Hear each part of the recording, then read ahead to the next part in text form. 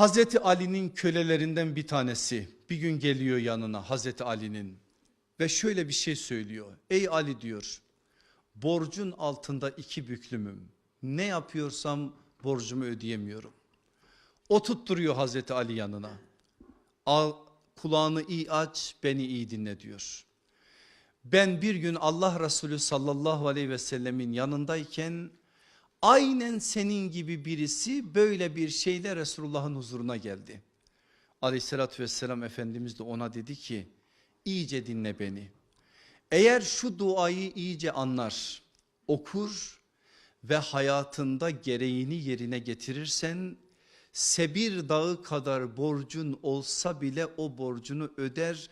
Allah'ın bu manada senin önüne açtığı bu imtihandan yüzünün akıyla kurtulursun. Ve sonra sallallahu aleyhi ve sellem Efendimiz şu duayı dedi. Allah'ım beni haramlardan uzaklaştır, helaline karşı da bana kanaat nasip et ve beni lütfunla haramlara muhtaç etme. Bu dua ufacık bir cümledir bakın ama Allah Resulü Cevamiül Kelim'dir. Az sözle çok şey söyler. Haramlardan beni uzaklaştır, helaline kanaat getirtir ve lütfunla beni başkalarına muhtaç etme. Lütfunla beni başka kapılarının dilencisi etme. Anlayalım, hayatımızın esası olsun, azığımız helal olsun. Helal yiyenlere nasip olan o helaller yurdu olan cennette inşallah varacağımız son durak olsun.